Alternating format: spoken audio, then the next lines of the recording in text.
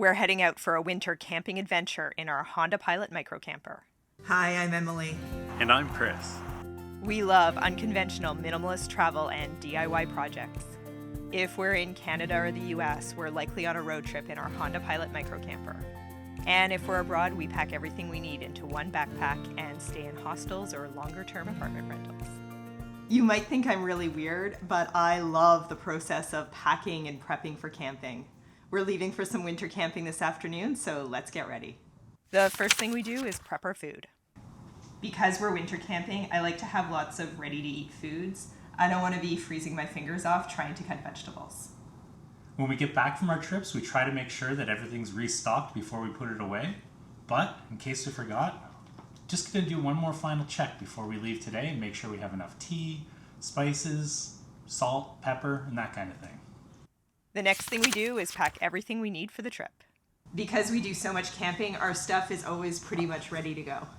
We just need to pull our gear off the shelf, Fill up our water jugs, pack our clothes into our cubes, and consolidate everything we need into the living room to take down to the car.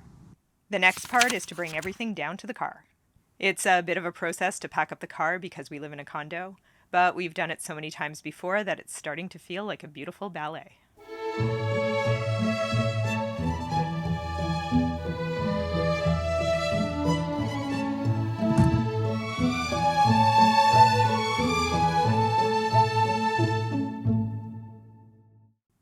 Once everything is packed up and ready to go, I like to take a shower. Is telling you that I like to take a shower too much information?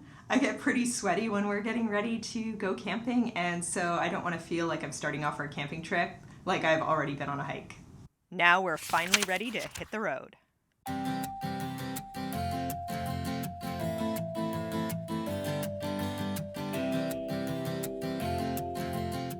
We're heading into the Squamish River Valley to do some camping.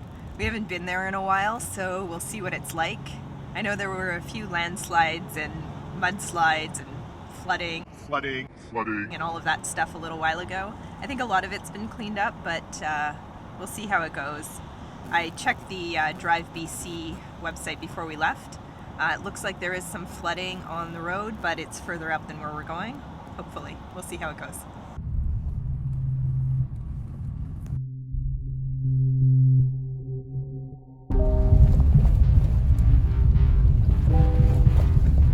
Getting a little nervous driving on this road,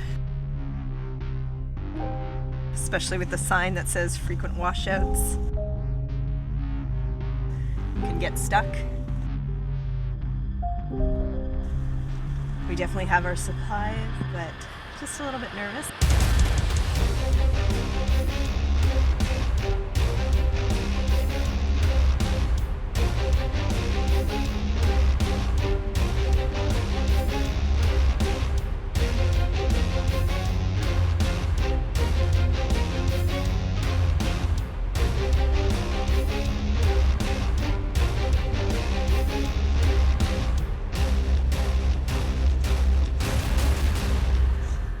The road's pretty snowed in and definitely deeper than our clearance, so we're not going to get the Pilot up here, so we're going to keep looking. So our option is to keep going up this road and see what we see, or if we go back over the bridge, there's another campsite that way, but it might be the same as this one. It's a lot of snow. There's a lot of snow. Yeah. I mean, I think at first it looked like maybe we could do it, but when I got up to the corner there, it's like at least 12 inches deep in the ruts, so there's no way we're getting through that.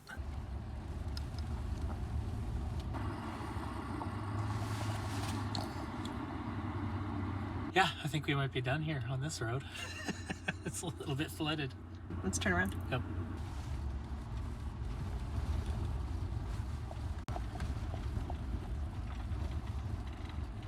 So we have about another hour and a half or so until it gets dark. That road's a little sketchy for us this time of year, so we're heading back and we're going to head back onto the main highway and hopefully find something else from here.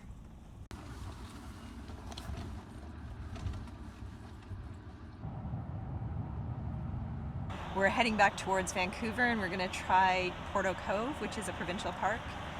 We were hoping for some free boondocking sites, but I guess we're going to have to pay for the Porteau Cove Provincial Park fee. Hopefully there's a good spot for us. Yeah, so like we wanted to boondock, but there's not really great boondocking sites right now. There's too much snow around here. Like, even if we could get up the roads, like we did, we got to the campsite, the actual site is just not accessible, and I think any total boondocking sites are not going to be an option at all.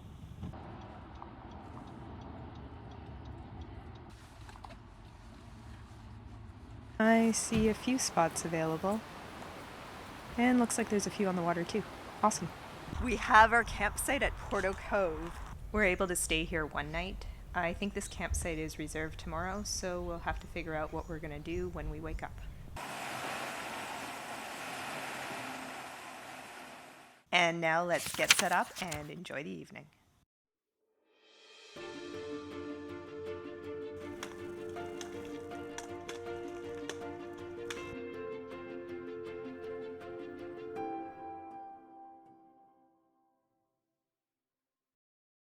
I'm going to put the fan up with the blades facing out because we're in winter mode and we want all exhaust. We don't want to be sucking the cold air in.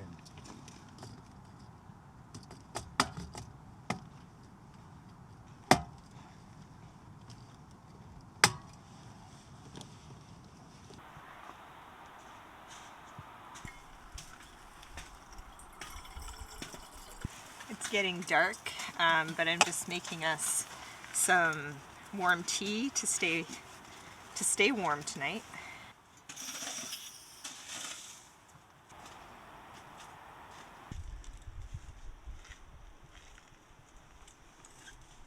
It's dark, it's getting colder, and we're tired. Let's get the camper into sleeping mode and get cozy under our duvet.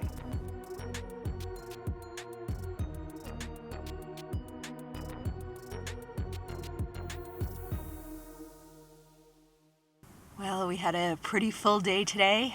Got treated to a full moon tonight. Oh, not full, just bright. It was a bright moon, yes, not a full moon. And we're getting to bed early for us, before 10 o'clock, so that we can wake up early and do lots of fun stuff tomorrow. And we will either stay here another night if we can find a spot, because I don't think we can have this one. And we'll figure it out tomorrow and see how it goes. See you tomorrow morning. Good night.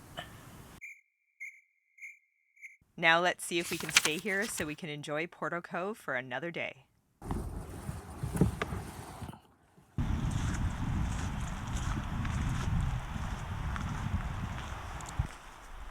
It's a little bit slippery.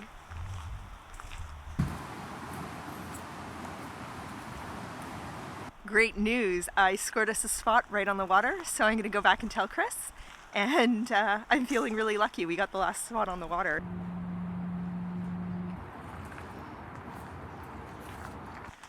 We've parked the car at our new site and we are waterfront. I really love how easy it is for us to move our micro camper. We were in a spot down there and then we needed to move, so it just took us a couple of minutes and we've moved the entire camper over to our new spot and we're pretty set up here already. Porteau Cove is located on North America's most southern fjord, and it is teeming with wildlife and marine life.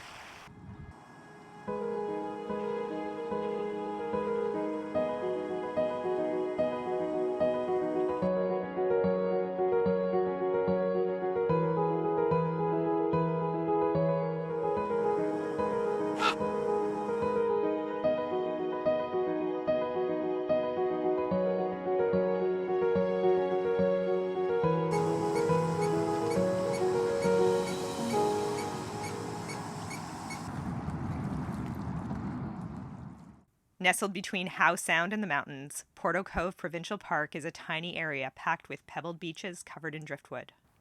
Snow-capped mountains with peaks that stay white all year round can be seen from everywhere in the park, and a sunken ship attracts divers to the area. Porteau Cove is just up the Sea to Sky Highway from Vancouver, so if you're looking to stay here, be ready to book when registration opens 4 months ahead of time. It's late afternoon, and when you're winter camping, that means it's already time to start a fire.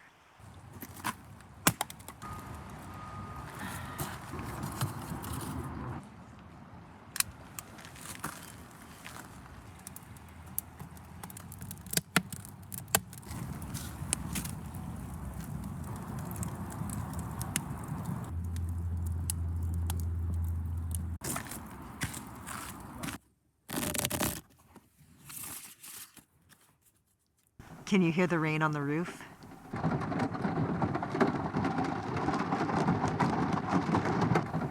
It is amazing how toasty your feet can get when you change your socks from the wet ones that were in your boots all day and you put on nice warm dry socks and they get toasty, or your toes get toasty right away. Well, that's the end of another great day camping at Porteau Cove.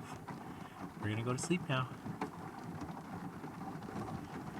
Don't forget to subscribe to our channel to join us on our next travel adventure, wherever in the world that might be.